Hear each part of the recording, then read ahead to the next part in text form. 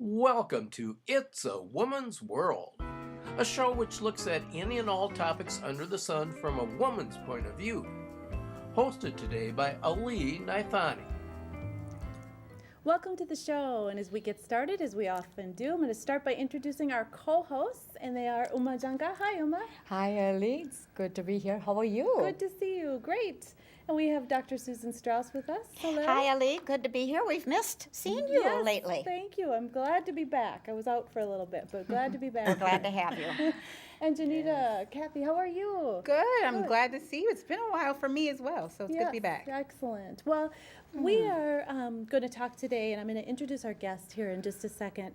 But I am really looking forward to this conversation, and it's a very important one and a serious one. And I think we have so much we need to get out on this subject, and that subject is talking about prostitution. So let's get right to our guest. Our guest today is Latriste Graham. Welcome, Latriste.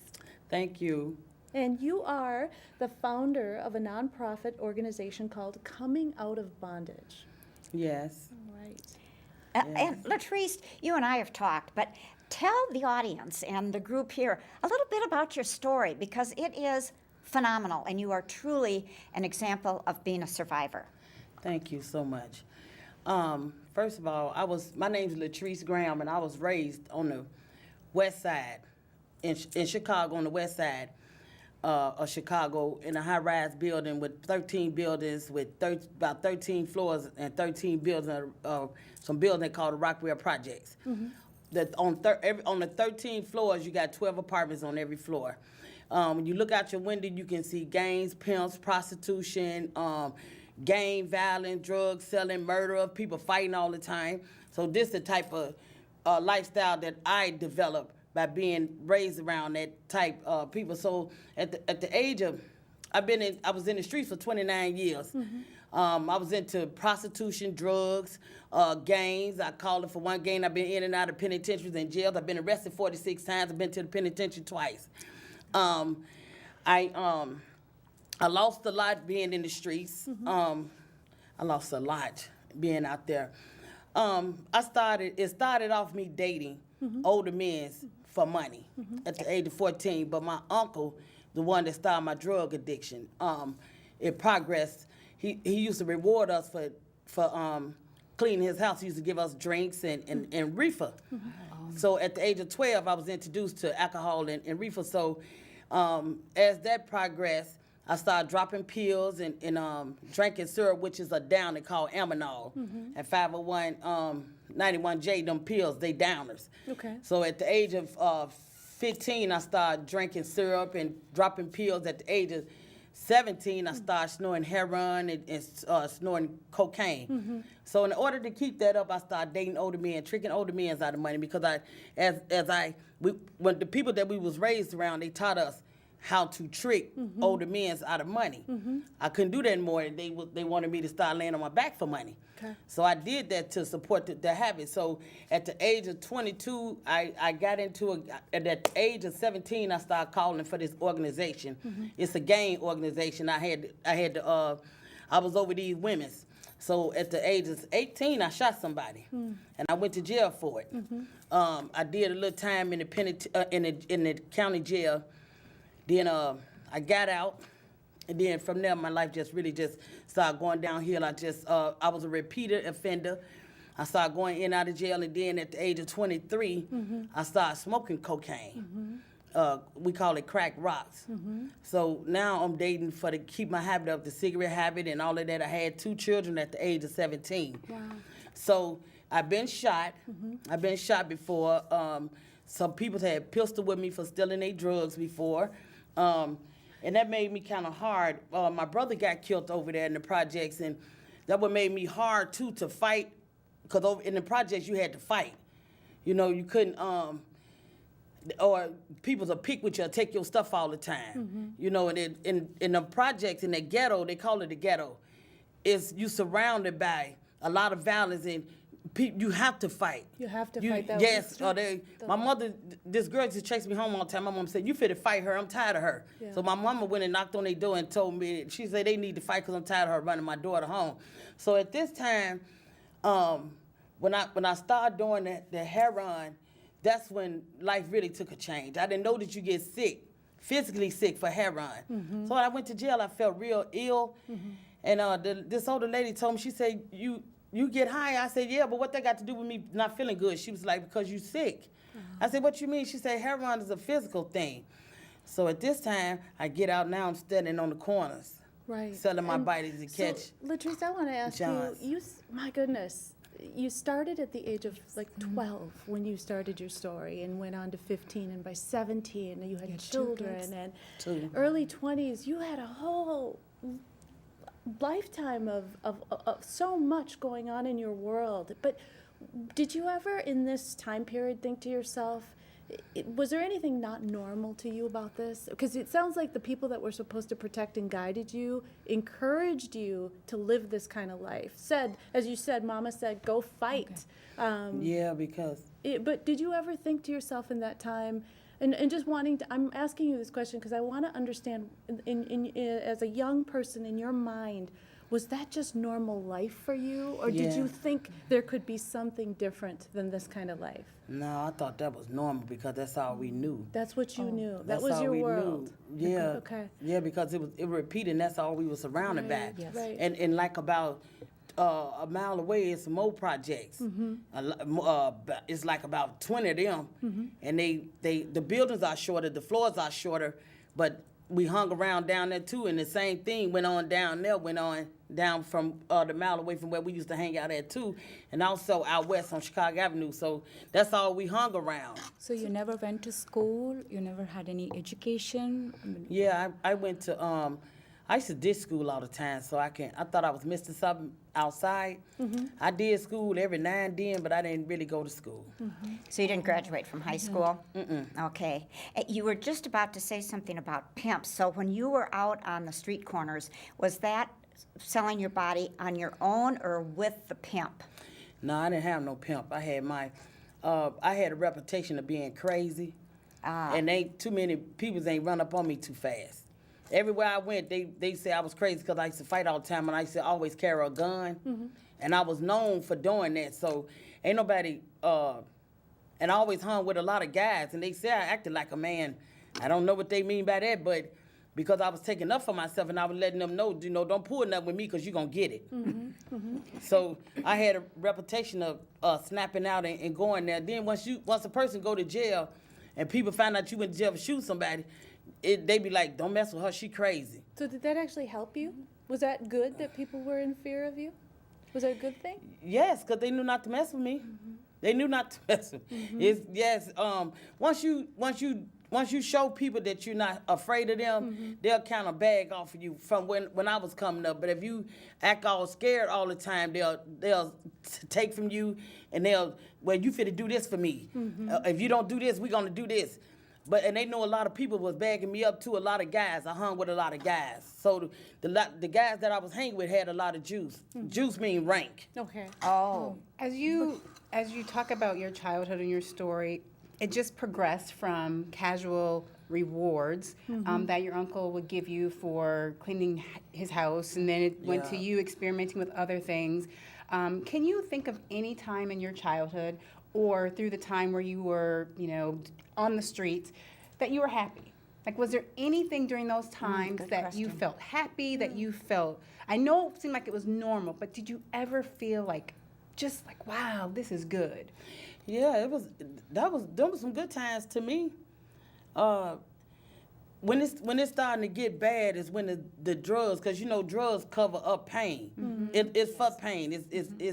It's to suppress pain. So when I got high and did drugs and gangbang, that was a kind of relief for me. I don't feel anything. And when you fight, that's just like a release. You letting that anger out. I didn't know all that until now, since I've been clean 7 years. I've been out the streets and clean for 7 years. Oh, Good I've for been you. in it, yes, and it's been the most amazing, powerful, very painful experience for me. Wow. I didn't know how to live, and I'm still learning. yeah, when did you even think of coming out of it? When was the time that you really made it that a point I should come out of this? I was standing on the trying to catch me a date, and it was raining real hard, and I had OD'd like about a year before I surrendered and wanted to get clean. And I'm just looking out there, and the wind was blowing real hard, and it was raining, and it was cold, and I'm just standing out there. I said, I'm tired of this. I just started crying. I'm like, it got to be something better than this. I said, got to be. So I just left, went to my godmama's house, called the treatment place. They told me to come in that Friday on the 29th of 2007. And I went in. I met a girl in the treatment place. She said, roommate, I'm going to Minnesota. She said, Minnesota's a recovering state. It's a recovery state, and they'll help you there. I said, I'm going too. And here I am. So how old were you when you made that decision? How old was I? 41. A lot of 41. women, when they're living a life, what you're calling normal, but a life of a lot of trials and struggles and just a street life, and they have children, sometimes that's enough to turn them around and make them say, I got to do something different. What happened when you had your 2 children? Was that not motivation to do something different? Did you raise your children, or were you concerned about them seeing this lifestyle and making those same choices? Tell us a little about your role as a mom. No, what I did was, I used to take my kids with me to do crimes. I used to take my kids, my oldest son used to always want to go with me. And I used to always take him with me. But at the age of 7, my kids always had help with my children too. They father, people always kept my children for me. But my children, when I used to do stuff, I used to just say, stand right there. I used to make them stand against the wall. If I fight or go get drugs and stuff, I say, just stand right there or leave them in the car. I didn't care about nothing at this time. I loved my kids, but it seemed like it was a stronghold on me that I just couldn't I couldn't get loose of it. It had my mind, my mind, and it just seemed like some just, like I said, just had a hold of me, and it seemed like I couldn't come out. And that's why I know that it's a God, because I know some had to release me from that. Right. I know. When you were out on the streets, did you find that it was, well, what age range of women, girls and women, did you find out on the streets? So that would be one question. And then what races as well? Was it all races? And did you see many men out on the streets? They train the girls now that when a girl run away from home, they range from the age of from 11 years old into 15. At 14, you are too old for in some states and some countries. They want them like 11, 12, 9 years old, 10. So when they do get these little girls, that's why we need to train these hotels, desk clerks at the hotel, because they take them there posing that that's their daughter. Also, they use houses. And they go rent these houses, rent apartment. They leave the kids there, and they go out and find the Johns. Because you can get on a certain site on the website, and they can tell you what age they want the child, and you can tell them that you have that child, and they'll come. Some people come from all over out of state. They come to molest and abuse a child, 11-year-old child. So where it come in for us at, we have to be the eyes and ears. Where you see a lot of traffic going in and out of this house, in the back or the front of the house, I bet you 9 out of 10, they have a child in there or underage child in there that's being trafficked, being turned out to turn dates for money. And that when you say traffic and turned out, what you're saying is they're having sex with these children. They Yes. are molesting them. Yes. They're abusing them. Yes, right? they are. And you're also saying be aware, start watching. So in hotels you counted out, and you said to look at houses and to see. Right. Latrice, Like our neighborhood. Sure. Our neighborhood, because it's evidence you either selling drugs or you doing something illegal where you don't see nothing but a whole lot of traffic of men. Okay, Be and- for real. and so with this, Latrice, one of the things I want to ask you is, when you hear about these men or these perpetrators who can do this to a 9-year-old child, as you said, help us understand, what is their mentality? What is going on? Because when you hear that, it's horrendous, right? It hurts so bad. But why Oh, are Lord. these people, why do you think they're doing that? Because I think part of this problem It's the- How is does the that's- thought even come to their right. mind, like It's to the do root such a cruel cause. thing? Is it not of what is going, what is it that says to them, Okay, let's go I into can it. do this to a Yes. child? Yes. Okay. First of all, let me make sure I mention this. Hurting people hurt people. Hurting people is Okay, hurting people. Okay. right. Hurt people hurt people. It's the money. The money. It's human trafficking / prostitution is a $32 billion industry. Okay. And they very organized. But a lot of men does it for the money, and because of the demand, because of demand for the little kids, that's why a lot of children are coming up missing now, because of the demand. So and you got other women that trick kids. Okay. Because a pimp know that a woman will trust another woman. So they'll train you if you've been with a pimp like 6 months to a year. Okay. He'll train you. Now you his best girl. He trained you to go out and get the other little girls and win they trust. So it's really just about the money. The pimps want the money. They lazy, just to be honest. They lazy because what would come across your mind if you see a child that ran away from home, or a child that ran away from a foster care home? What would come across your mind to call the police? You can say, "Ooh, I can make money off this baby." How old are the women that are out on the streets? What was the oldest woman you saw, for example? 14. I saw a woman 14, but that was still a child, so I'm wondering about adult women. How old? Adult women, you see adult women like 18. I saw them 18, 19. All the way from 19, you got women out there that's older, like 50 is still working the street. Okay. Yeah, they call it the script. What's the script when you're working the street? Yeah, they call it the script. When you say I'm going on the script, that's the script where the prostitutes and stuff be at. When you see a man mostly walking by himself, he either watching the woman that he have out there, and you'll see the same car just keep circling around the block, or you'll see him somewhere sitting back and just watching, or either he looking for some men that he can take back to where the younger girl that he can't bring out in the opening like that. Oh, okay. So he trying to get him for the little girl that's 11, 10, 12, 13, because he know he can go to jail for that. Okay. Go ahead. I was just going to say, so do you see all races as well? Yes. Or is there a predominant race, at least where you were tricking? Is there a predominant race? Yes. Okay. Like on the north side, you see like Caucasian women, and black women. Further north, like on Belmont and all of that, you see Caucasian white women. You see in Chicago? Is this the yes, Illinois in Chicago. area? Okay. But here, I think they more. Someone told me that they more in the Lut in the South Dakota and North Dakota. That's where you see more Asian women. But my experience working up here in the streets, trying to get women out the streets, I saw mostly black women in the areas where I have been going. And I have saw some Caucasian women and also some Somali women as well. Oh, you have, huh? Yes, y'all would be shocked. And most on Lake Street, that's where a lot of Somalian women at. It depends on what areas that this is going on.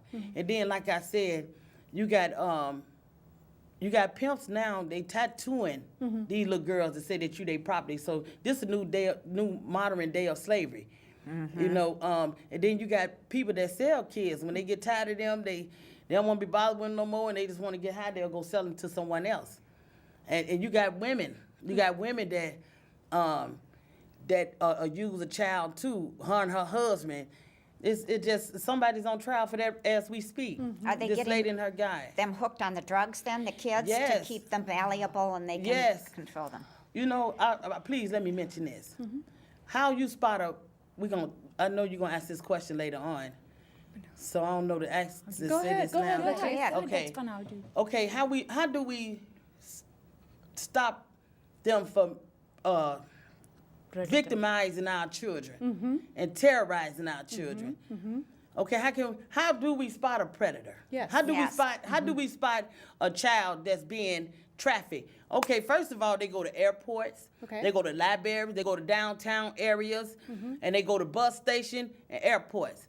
When you see a little girl that's being trafficked, she never look you in the eye. Okay. She always hold her head down, and most time they be hungry. Okay. Cause they starve them. They starve them so they can go. So they can they treat them like animals. Right. So if you don't do right, you don't listen, I'm gonna starve you to death. Sure. Or you're not gonna get this drink. You're not gonna get this drug.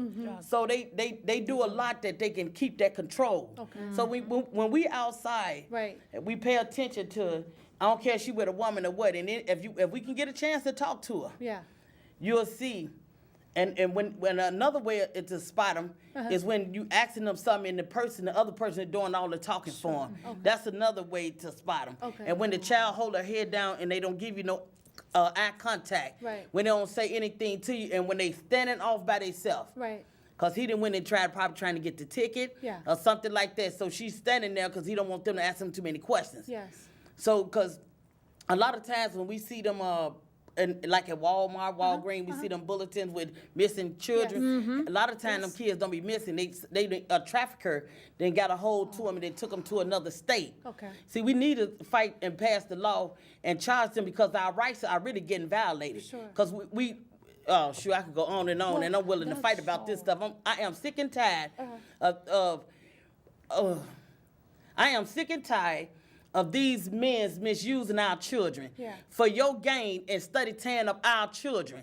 No, we need to stop this by all means necessary. Yeah. You know, this We can would do be- everything else. We need to move. Right. This would be a great I'm opportunity so tired of them. to celebrate your Ooh, ability girl, make me to, want to curse. to Yes, just stop find the internal strength and support to be able Yes. to make that transition from a life of bondage, a Yes. life of pain, and now you're a survivor. And being a survivor, that led you to start This coming organization out of bondage. Coming out of bondage. Can you tell us a little about your nonprofit organization Good. and what you do, or kind of just Yes. what's going on with this organization that you just started? Okay, let me say this first. What sent me back, because my sister was in it too. And once I got out of it, I saw the danger. I'm like, ooh, this is a dangerous lifestyle. So I kept going back trying to get my sister. In the process of that, I just started going down the streets talking to the women that I was out there with. And I said, if y'all want to go back, I can help y'all. You don't have to do this. Look what God did for me. You know, he's a good God. And if you make a choice right now, we can go. I'll pay your way and I can set you up and everything like that. And when I seen that they was coming out, I'm like, wow, okay. So one day I was laying in the bed and a thought came to me and said, coming out of bondage or bondage no more. And said, get up and fill out that paper and come register with the state. So I got up, I did just that, and from there it just took off. So what I do is I picked the name coming out of bondage because that is bondage. Bondage is something that you don't have something got a hold of you that you can't get out of, or someone is controlling you too. That could be bondage. So what I did was, once I did that, I started, how I was able to support it, because I said, God, how would I support this? I had got a little money. I know where all the wholesale stuff at in Chicago, so I bought some dresses and T-shirts and towels, and I sold them so I could be able to pay for the tickets for the women's and also pay for my my traveling money and stuff. So, and also be able to pay for the tickets for the women's if I happen to leave and one call me.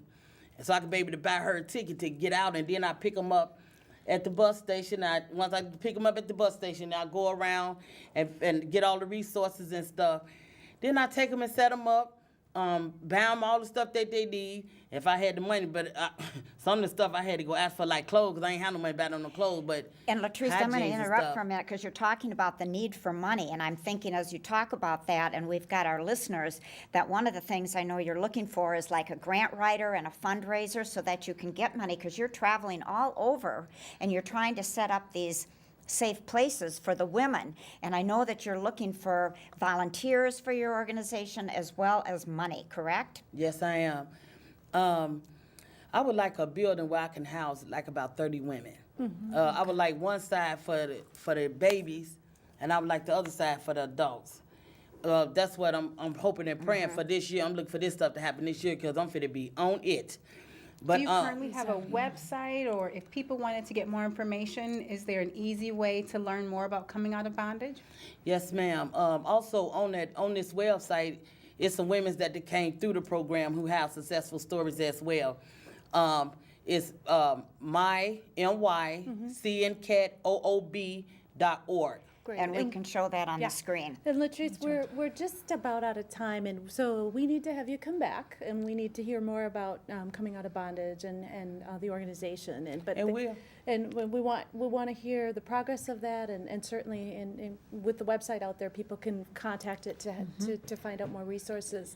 So in the little bit of time that we have left, what can you give us just a message? If somebody out there is listening, wants to get out of prostitution, what do you say to them? I would like to say this: learn how to love you, Okay. and we don't ever have to be in something that we don't really want to be in. And if you decide you want to get away from a pimp, don't tell him nothing. Don't tell nobody. Go run, go to a safe place and call the police. If you can't do that, my number is 612-225-8830. Great. My name is Latriste. I don't care if you forget my name. If you just call me and tell me you need help, tell me where you at, and I'll be to get you. Know your worth. Know your worth. Know who you are as a woman, as a kid. We do not have to continue to allow anybody to manipulate us into something that we know is degrading. Yeah. So we have to learn to love ourselves, and that was hard for me. I didn't know how to love me. Right. I didn't know who I was. Yeah. And I'm like, wow, this is deep. Now, that was the painful part about this recovering from prostitution and drugs and gangs and being abused by men. You know, I've been sexually molested, mentally, physically abused by men. Okay. Okay. And the last thing I want to ask you is the other side of this coin, and the men that are out there who are exhibiting and doing these behaviors. Is it fair to say to them, if you are going to hurt a child or hurt a woman, you too reach out for help. You don't have to do that. There are ways to get help for yourself, because what you are doing is violence and destruction. And we need to say to those perpetrators out there, get help. Is that a fair statement, Latriste? Yes, it is. Very good statement. It's a, like I said earlier, hurting people hurt people. And I know that mostly pimps are hurting as well.